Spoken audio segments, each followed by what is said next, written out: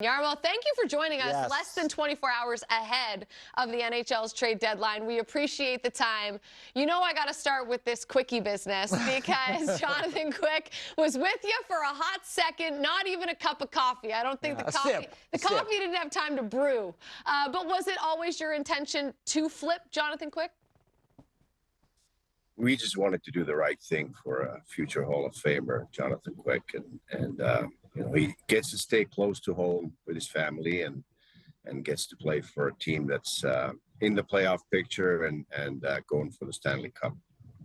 Let me ask you about the trade that brought you Jonathan Quick, and you moved out two guys in Gavrikov and Korpisalo, who are really, really important players for your team, and so it's a big move there. It was one of these deals that took a while. I mean, Gavrikov was not even playing for several games. I mean, give us a rundown of kind of how that went, because I'm sure there were a lot of interested suitors.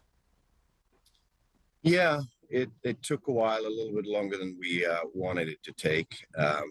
There was some serious interest and an offer on the table, which is why we sat him out, and it kind of went sideways a little bit there for a while, and then we had to kind of circle back with the teams that had an interest earlier and finally got the deal done with LA. So all good at the end.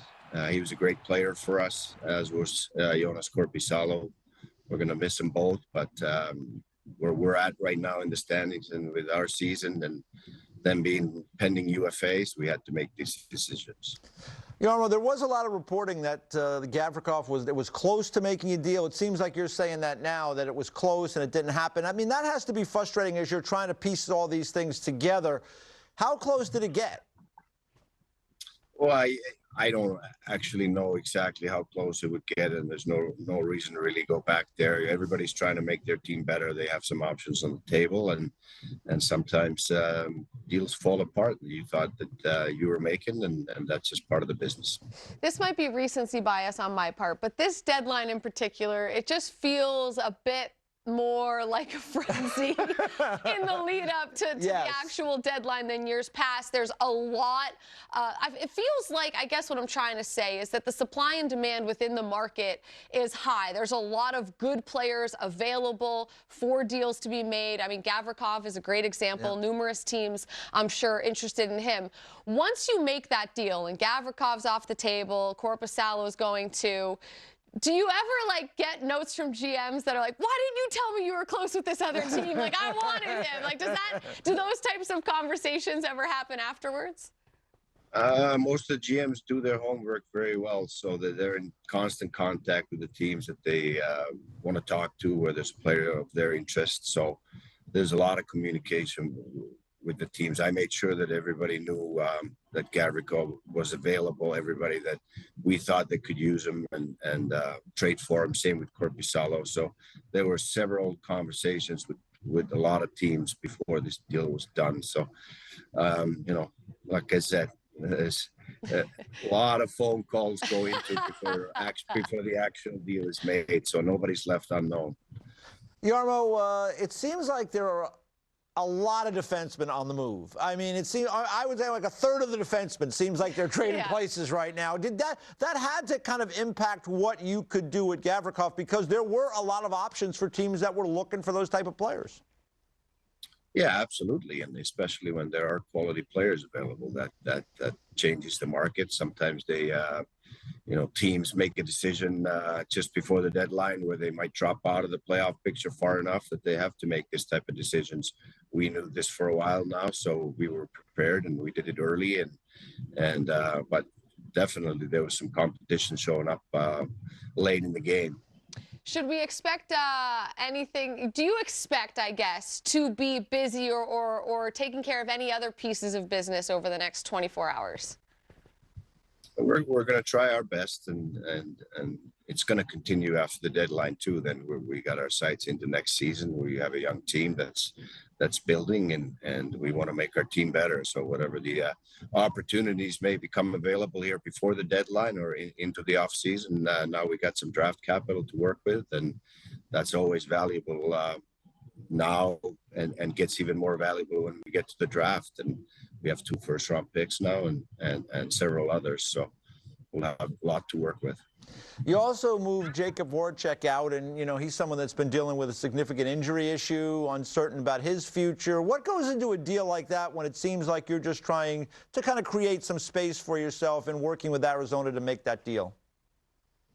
Yeah, gives us flexibility moving into the future, that's for sure. It's a big cap hit with 8.25 with Jake Voracek, and he's not going to there's a good chance that he won't play ever again. So this gives us an opportunity early to find a replacement for him. And he was a great player for us, our leading scorer a year ago, and unfortunately got hurt early into the season.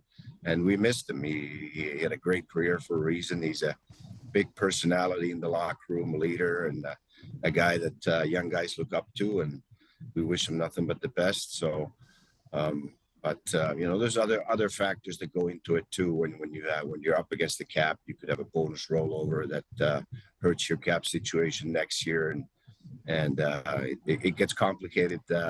Josh Flynn could explain these things a lot better than I do, but it was a necessary move for us to create some cap space and flexibility. You know, you guys have dealt with a ton of injuries outside of Voracek as well this year. You've got a lot of young players on your team as well. We're looking at some of the injuries that you've had to deal with to keep members of your lineup this season. And, of course, you brought in Johnny Gaudreau before the season. That was a huge splash. And one of the things I love about Columbus is that the fan base there is extremely passionate, and that's not lip service. I mean, from what I understand, despite this not being a playoff year for you guys, have still sold out games in Columbus because the hockey fans there, they love this team. So where you sit today, Jarmo, what's your assessment of where this team is at, and where do you think you can get to next season?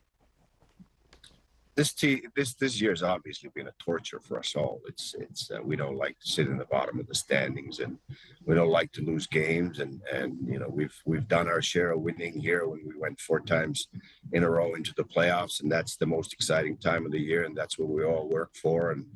And now we've missed it a few times in a row, and that hurts. But the light at the end of the tunnel is that this is a strong draft, and wherever we end up at after the draft lottery, we've got a real good player to add to our group. And you know, it's been a devastating season in many different ways to lose our best defenseman, Zach Werenski, right in the middle of or in the beginning of the season for the whole year was a hole that I don't think too many teams could fill when you lose that guy that plays 25, 27 minutes every night. But every team has injuries, and you got to deal with them. Your depth gets tested. Young guys get opportunities, and we've found out a lot about our young players, whether they can be a big part of our future. Let me ask you about some of the young guys, because, I mean, you know, you did go, Jackie mentioned Johnny Gaudreau. We all know Johnny Gaudreau is a great player, and I'm sure you're happy with what he's done so far this year, particularly under the circumstances with the number of injuries you've had. But in terms of watching these young guys, because this is so important, I'm sure, for you right now, to kind of identify guys that you say, hey, we like what this guy's doing. He's going to be part of winning here in Columbus for us. Who has stood out? Has there been a guy or two that you've been really impressed with their growth, their development this year? Yeah, well, I could mention Kent Johnson. He's 4th, I think, in the rookie scoring right now, and has grown a lot during the season, has gotten stronger and more confident, and has had a really good rookie season. Kirill Marchenko started the year in Cleveland. He didn't make our team from the beginning of the season, from training camp. Coming from Russia, had to do a little adjusting to North American game, and hasn't played nearly all the games, but got 16 goals already. So I think that's a very strong rookie season. Those are the type of guys that have really grown and you know, shown us that they can be a big part of this building process that we're going through right now. And you know, like I said, there's been a lot of pain going through it, but I think once we get there and become competitive again to make the playoffs and compete for the Stanley Cup, this team has a lot of good cornerstones, a lot of great young talent, and it's going to come together here soon. And the trade deadline is a big part of that within the assets that you acquire, dealing some of your players away in the lead up to tomorrow's deadline. We appreciate the time. Thank you for joining us. The last one I'll just ask you, like, Jarmo, do you get a little bit of a kick out of the fact that we're going to have these like 12-hour-long shows tomorrow and then no deals to announce? Yeah. Sorry, guys, but I think all the teams are kind of in the same mode where they don't want to scramble just before the deadline. Last year we got the deal done with Carolina, I think 30 seconds before the Oh my gosh. buzzer went off, and I think our cap guy and assistant GM Josh Flynn was sweating bullets at the time. So we'd rather spare him from that and try to get these done earlier. And I'm sure you'll still have a great show. All right. Well, we appreciate you joining this edition of the show. Thank you so much for the time, and we'll see you down the road. Thanks for having me.